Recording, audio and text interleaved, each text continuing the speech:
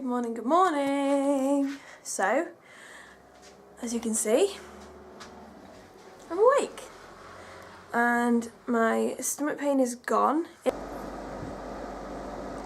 Morning. It's 4 in the morning. I've already drunk my litre of squash that I bring to bed. So I just got up to get more. As I got out of bed, my stomach, oh, it hurt so much, like cramp right at the top of my abdomen, right where my diaphragm is. I don't know what it is, but I got some more squash and I got a hot water bottle. I'm gonna try and get back to sleep. It literally felt like the band of muscles around my diaphragm, but more towards the surface. Oh, it was very, very painful. So I made myself a hot water bottle, went back to bed. So feeling much better than 5 hours ago. Much better. 6 hours ago? Whenever 4 o'clock was. Oh, my battery's about to die, so here's what happened last night after I showed you the pea gun. You've just come back in time. So, I think I found something that might work. I've scoured the kitchen, we have no more bubble gum. The peas did not work because they were too big, slightly too big. I found popping corn, so I'm going to stick some in there and see if it works. You still don't laugh at me! Do not mock the afflicted! Fill it with corn. Can you see? It works. I've got a popcorn gun. Okay, it's going to be really fun. Put them up. It works. It works. Yeah, it works. So, that happened. And then I ran around the house shouting at my parents,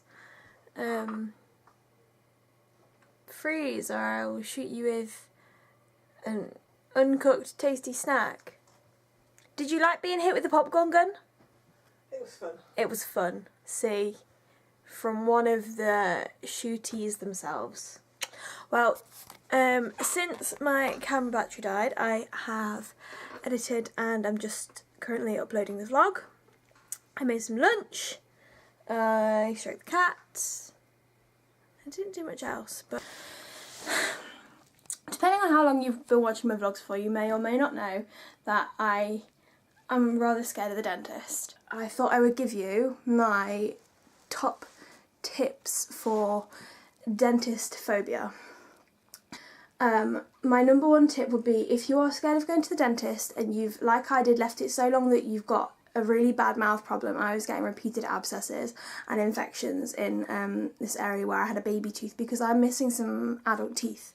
If you are that scared to the point that you won't go to the dentist and things like, I say, repeated abscesses, nerve pain, toothache that's spreading across your jaw, go to your GP and speak to them about getting something to help you through the first appointment. And you go and find a dentist and you make a first appointment and you tell them you have dental phobia. You tell them that you might need extra time, you tell them that you've not been in this long amount of time because of, and then give the reasons.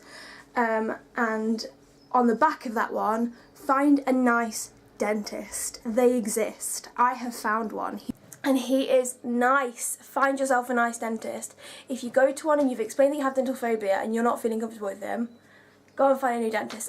Top tip number 2 is, if, like me, your dental work doesn't class enough to have intravenous sedation, because I did ask my dentist about that, but because it's a baby tooth, they wouldn't take me, even though I have bipolar and anxiety, and this is a very clear trigger for me. However, he said to go back to my GP and explain that, so I get diazepam. Now, I prefer lorazepam, but I've only ever taken it in hospital, so I'm happy with diazepam. At the moment it's working for me. I'm I do take quite a high dose, but as long as I take it in enough time, it does help at least stave off the nerves. And if you've got that combined with having a nice dentist, another thing for, it depends whether you like information or not. I do like information, so he lets me know what's going on. We have a little hand signal if I'm in pain or if I want him to stop. I just put my hand up and he stops. And that's something else. Definitely try and arrange just like a hand signal, just like raising your hand up, or sort of like, I don't know, move your tongue, anything. Just get a signal with your dentist to say stop now. And another thing that I find helpful is I will take a toy when I go to the dentist. Just it gives me something to fiddle with. I'm taking the Lonely Pokemon today. So yeah, they're things that I have. I also have my mum come with me and she sits in the room with me. And yeah, another good tip is to have your appointment in the morning. Always ask for extra time, because if you need to stop a lot or if you're getting scared or hyperventilating, you will need to stop. So always ask for an extra 15 minutes on your appointment just in case. I've just not done anything today. I've not done anything really, and nothing taxing. Just try and make that your main goal, and then you need to work off whatever medication you've had. In terms of me being scared and crying, I had thought I had my diazepam with all the rest of my medications. I went to look for it just now to take my first dose before I go, and I couldn't find it, and I sort of started running around the house a bit frantically. I didn't want to tell my mum, so Mum, if you're watching this, I found it. And I got up to my room and I just went and I started crying, because I was like, at first I was like, oh, it doesn't matter, I can do the dentist without diazepam. And then as I got up to my room I was like, I can't. But then I had a look, I was like, wait, what was the last bag that I took to the dentist? And I looked in there and it was there. Saving grace.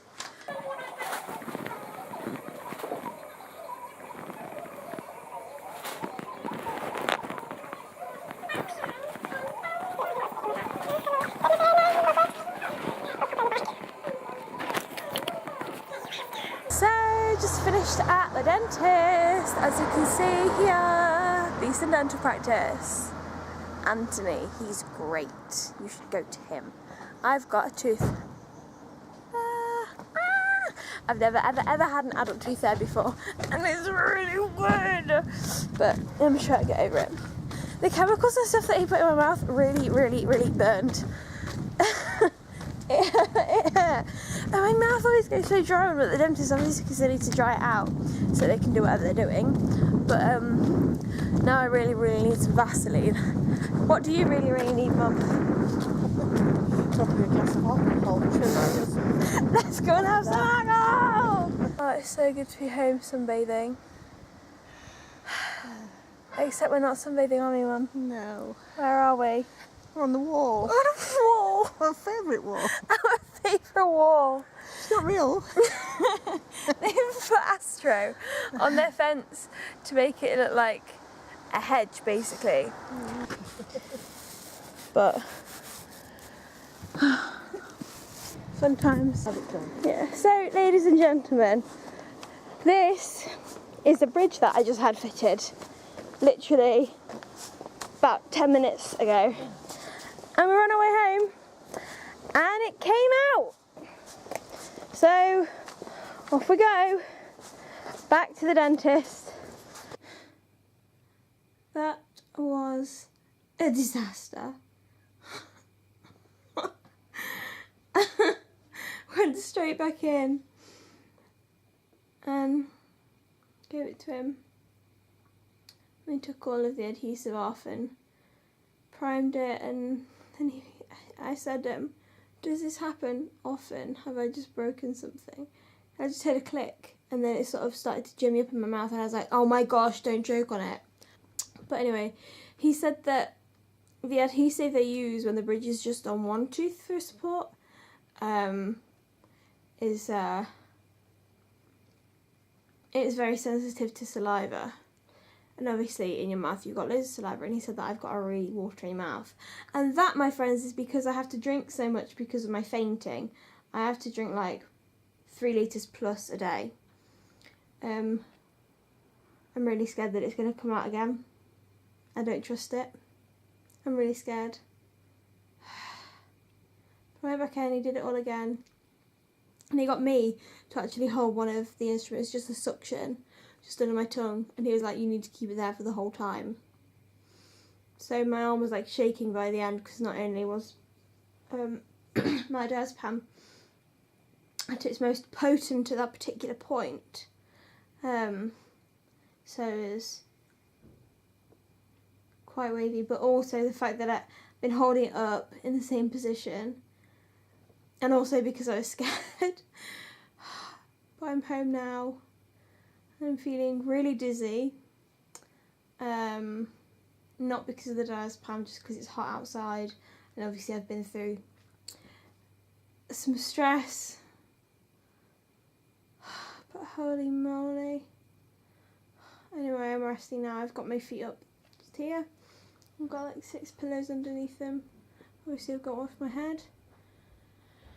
I'm just gonna rest for the rest of the day. Yeah, I'm just vlogging. What did you think of the situation, Mum? Oh, she doesn't care. So firstly, this is what happens when I scratch myself. I was just a little bit itchy, so just mindlessly scratched. This happens.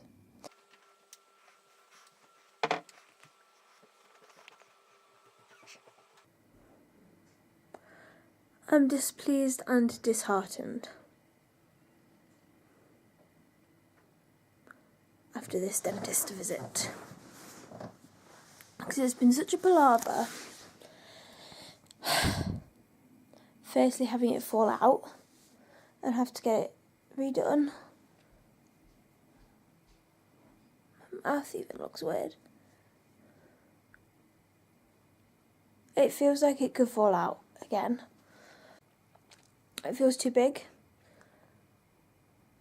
It feels too tall. And it feels too big either side. It's irritating my tongue. And where it's like clamped onto the supporting tooth, it's affixed fine at the top, but at the bottom there's a gap. And it's probably only about 0.5 millimetre. But it hurts and my tongue keeps catching on it. And the way that it sits in my mouth feels like a wobbly tooth. And so every time I move my tongue, I'm like, is it going to fall out? I don't like it.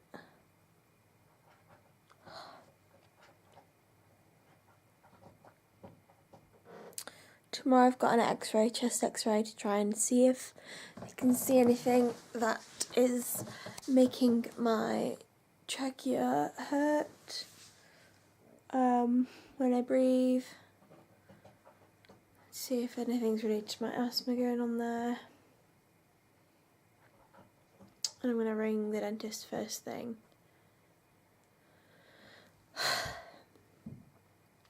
And see if I can get this taken out. I know that it always takes time to adjust to things. I mean, like, it took me time to adjust when I had the tooth taken out. But it wasn't impacting me in any way. It was just, there was no longer a tooth there. This is impacting me. This is catching my tongue. It's irritating me. Every time I talk, my tongue is like, I don't know, it just doesn't sit right, and my tongue keeps getting bitten between my teeth. So it's even making me talk weirdly. I'd rather live with no tooth than this. I don't care about the future consequences of maybe needing braces or having to shell out for an implant. I don't care right now. I want this off and out. And like I say, I know that you're meant to give it a fair chance, but I don't want to. My random thought is about bees. We know that bees dance, and that the amount of wiggles or circles or upsy downsies, whatever, they correlate to coordinates and how many miles away and directions and stuff. And that's how they tell the other bees where the best flowers are. But who was it that first initially sat down and wondered to themselves if maybe the number of circles that a bee does is how many miles away, or whatever it is. Who first thought to observe that? I don't know. Maybe I'll look it up for you tomorrow, along with getting my chest x-ray. So make sure that you do subscribe and come back tomorrow. And maybe this won't be as disastrous as my dentist visit.